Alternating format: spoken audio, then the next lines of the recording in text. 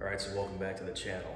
As promised, we're going to go over maintenance of this 2022 Yamaha VX Cruiser with a TR-1 engine.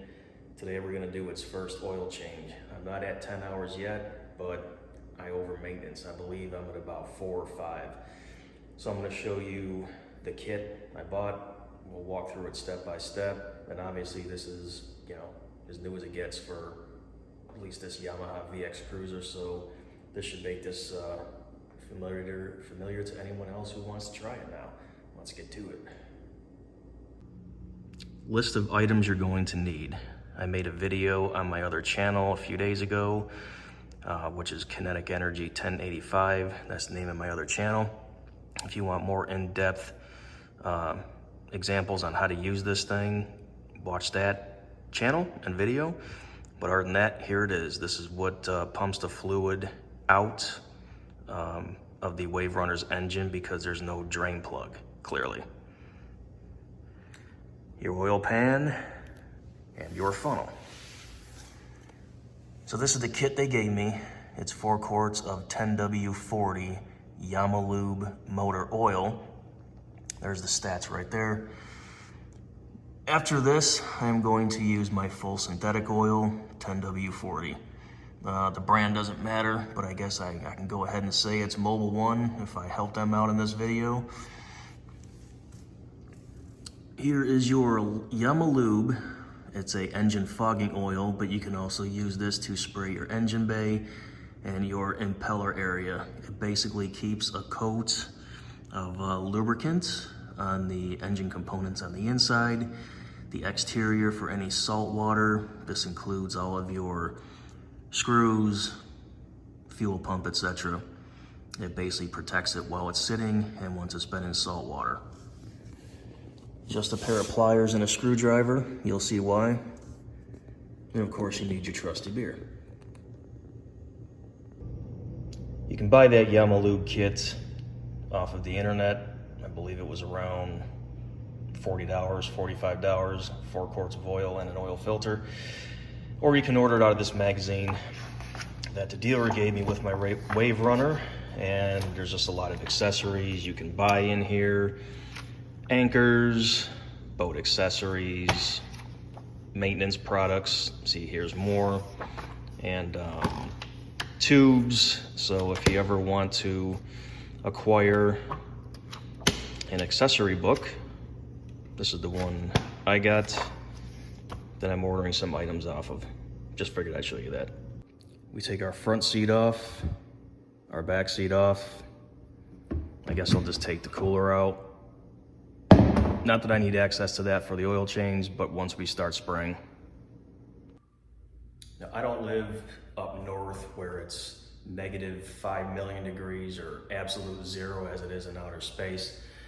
So I'm not gonna go flushing antifreeze through the engine. I don't need to. I'm gonna start it up again, blip the throttle a couple more times to see if there's any remaining water that can come out of the impeller that's still not caught, but circulating through the cooling system part of the engine. That's the first step you do. You wanna fire it up, make sure you get any water out of there. Just blip the throttle, make sure nothing, once water stops coming out of the impeller in the back, or your jet, then you know all the water's out. Because obviously when water freezes, it expands and cracks, there goes your engine block.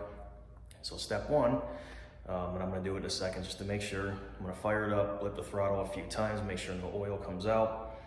So that's step one.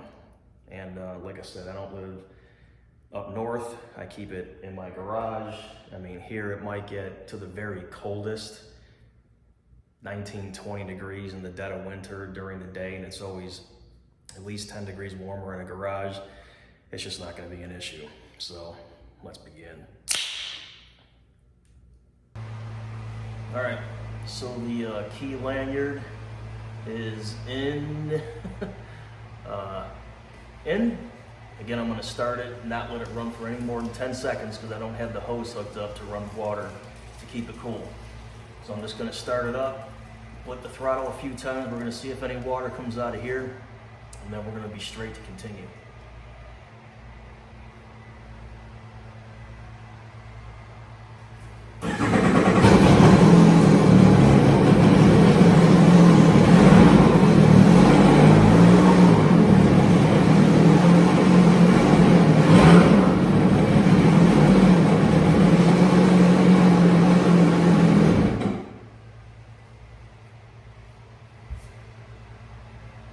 Bone dry, we're good. All right, so first things I want to show you, just have a flashlight as well. This yellow cap right here, that is your oil fill. I don't mean to be so elementary with all of you, but hey, some people just don't know. This one here, again, that's where you flush out your engine. Do not get this one and this one confused. And of course, you see my videos where I flush it out anyway, so we don't need to go over this part. Here is your oil fill. You're gonna be sucking oil out of this right here, that one. And this hose I'm shining on right now also goes into the oil well. So let's see, right there. We're just gonna use our pliers, take that hose off, and we're gonna shove the siphoning hose into the engine block. So we're gonna siphon the oil out of here and then out of here. That's gonna be our first step. All right, so I'm going to begin here.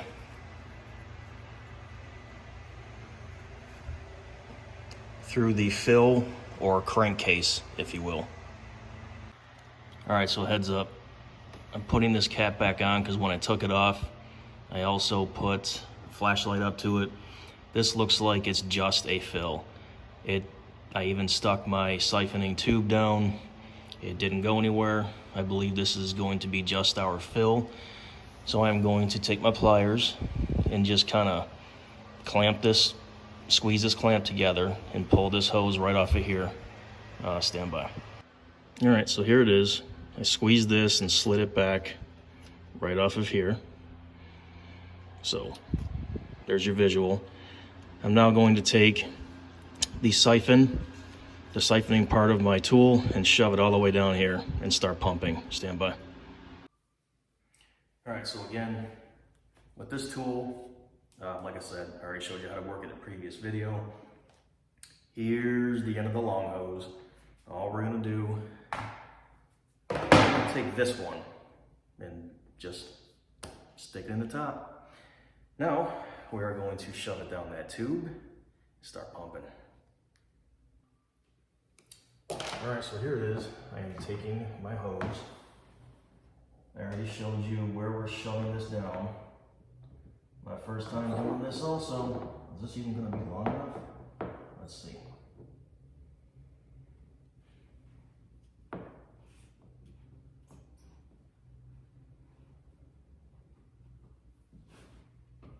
I felt something stop. Let me just pull it out and see if I see oil on this. Can't tell.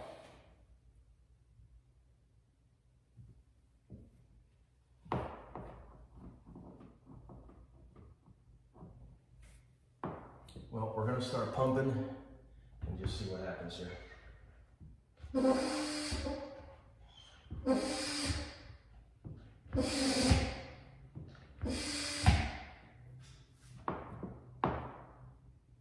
All right, so nothing.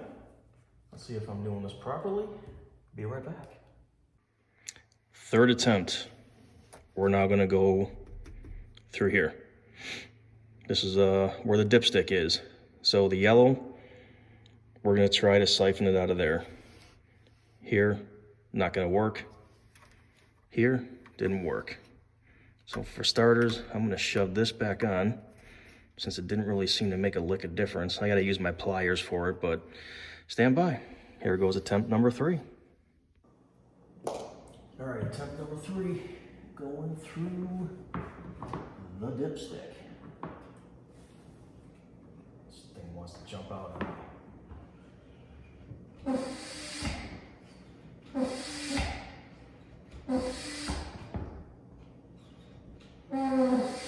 There it comes. There it comes.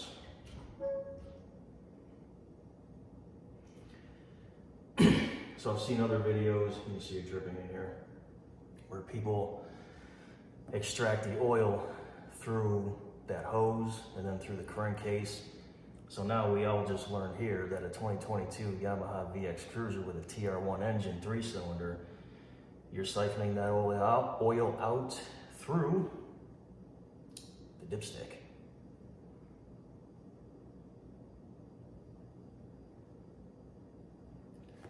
I know you're supposed to do this at around 10 hours. I think I'm at 4.5 from what I saw.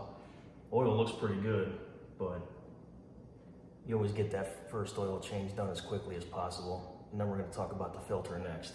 Say you don't have to change the filter at your 10-hour oil change service, but who in their right mind doesn't change oil out of a vehicle and not change out the oil filter? Obviously, that's where deposits are collecting. Stand by. Oh, and in case you were wondering, I've looked up some places that service, doing oil changes on Wave Runners, about $150 to $300. So it's not like, I'm not trying to be an idiot when I say this. No, it's not like it's gonna break the bank to have it done. But I just don't like anyone servicing any of my vehicles, trucks, cars, if I can do it myself. I just know something wasn't haphazardly done, or something wasn't torqued back on, left loose, etc. And it gives you a little pride. Know what I'm saying? One more thing about any engine with oil changes. The reason why you do boats and Wave Runners at a much more frequent interval than vehicles is, here's an example. My truck at 80 miles an hour, the tachometer or RPMs are only at 2,000. When this thing idles, it's at about 1,800. So these RPMs are screaming on these engines, which is wearing down your oil much faster. So you figure, with this thing running on an average of 5,000 RPMs, the whole time you take it out, unless you do wide open throttle, that's gonna wear down that oil viscosity a lot quicker. So that's why you do these boats and Wave Runners at a much more frequent interval than a vehicle.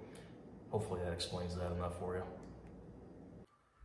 Another thing about engines, if you decide to do the oil yourself in any vehicle, yeah, I'm still a firm believer of use the manufacturer's recommendations. Slight knowledge of oil or lesson about oil is higher running RPM engines that it's going to need a thicker oil in order to, I know it's just not literally like this, but when everything's rubbing together, pistons, rockers, rollers, bearings, etc., that oil, as the RPMs are revving really fast, it still needs to have oil in there. So don't ever think of putting 0.20 or even 5.20 in one of these things. It's not going to be thick enough in order to lubricate properly, if that makes sense. Don't use a thin oil on this just because maybe you use it in your car. I would use your 10W40, which is what this came with. And if you redline it or wide open throttle this thing all the time, use a 2050. You need thick oil for these engines, and that's why, because they're running at a much higher RPM nonstop, and that oil needs to be thick in order to lubricate properly. There's just your visual. See, it's just stuck down there, sucking out oil, just in case anyone needs a visual like me, just because you want to see what it looks like as it's stuck down there sucking out oil. If I ever make a video and say my Disfo lost its charge and I have to turn my camera off manually, this is basically Bluetooth sync to your phone, where you push this button when you want to take a picture or hit record, so you don't have to be right up against your phone. I just figured I'd show people that. Sometimes I say, oh yeah, my Disfo's dead, I gotta turn it off by hand. All right, I'm gonna say that took 15 minutes. All right, so yeah, I'm gonna say that took a good 10-15 minutes. I'm gonna pull this out quickly and tip it back up. You just don't want a whole bunch of motor oil getting in your engine bay here. I'm gonna wipe it up in a second. We're not done yet though, we still have another process, but here's an idea of how much oil it took. So, next step.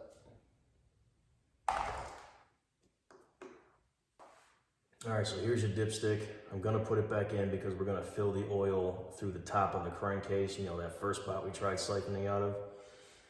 So, I'm gonna put you back in there. When you're threading anything, make sure it's straight so you don't cross thread, which is kind of basically stripping whatever you're trying to screw back in. I'm just going finger tight with that puppy. You don't need to torque these things down. Another reason why I don't like taking things to any kind of a dealership. Try getting an oil filter or anything, drain plug off of your car after a dealership deals with it or a freaking lube place. Forget about it. All right, let's move on to the next step. So for starters, again, here's where we siphoned the oil out. It's where your dipstick is. Sitting nice and easy access right on top of your engine. This is your oil filter.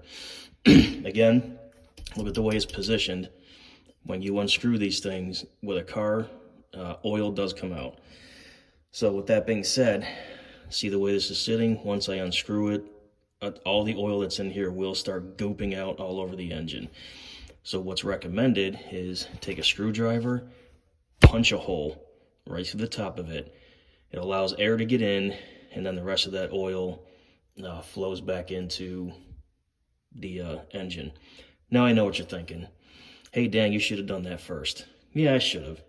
Maybe I'll give it a few sucks after that, but not so worried about that. But next time I do this, I'm going to punch a hole in this first and then suck the oil out. So we're going to do that now. We're going to punch a hole through here, wrap some rags around here after about a minute or so, and then we're going to unscrew this, and then I'll show you some other important things you do not want to mess up on. So there it is with the filter off. Just goes back to why I do these things myself. This thing was reefed on there so freaking tight. I had to get what you can use for vehicles to unscrew these things. Listen, the first one's always the hardest with your car or anything with an engine when you try to take off the factory oil filter, because they crank and reef these things on so tight. I swear they use pneumatic tools and impact wrenches and just leave it there for a half a day torquing down. I was actually getting a little nervous. I couldn't get this off. You're not going to get it off by hand the first time. I'll show you the tool I used.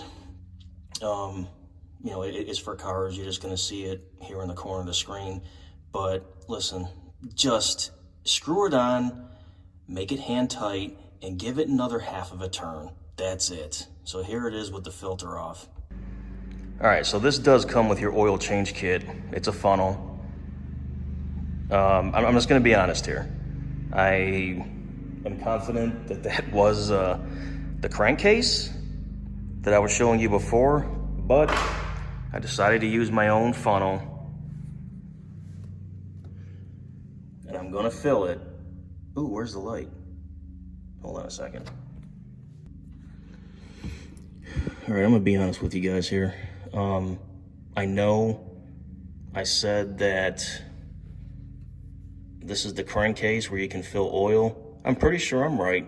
Right now, I just feel more comfortable filling the oil back where I drained it, and I'm using my own funnel. There's the funnel. It is sticking all the way in the hole. Ew. There you go. It's in there. I don't know. I guess I just feel more comfortable doing it this way. So I don't want to steer you wrong if I said pour it into the crankcase. Who knows? With this being a vessel, and I've always dealt with cars, maybe it's not the crankcase. So we're going to stick with this. This is where I'm going to put the oil back in, right where I took it out. So after all that, you put the oil in. You're going to want to cycle it through the engine and have it get into the oil filter. So again, we're going to start it, let it run for about 10 seconds to get that oil circulating, and check it out.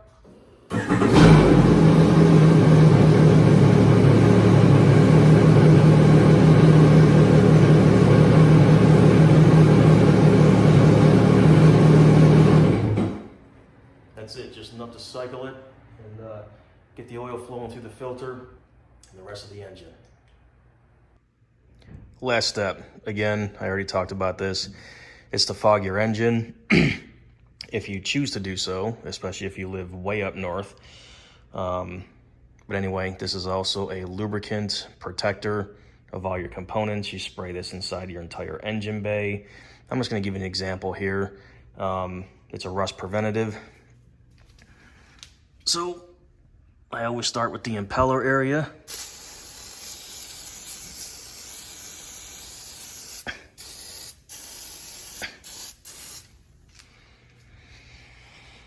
A little bit of this here.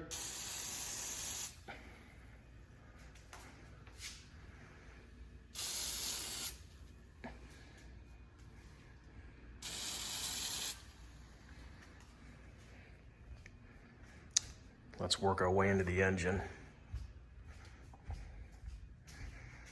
Again, they say spray.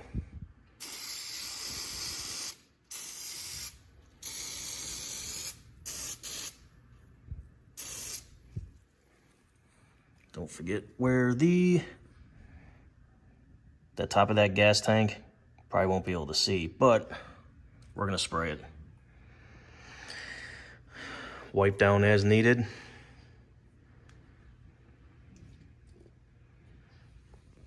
And then we're gonna get in the back as well.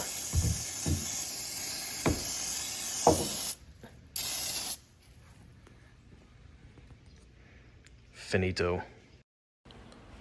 That's it for this one. Hope it helps everybody out for the 2022 engine model Semper Fi. Yup.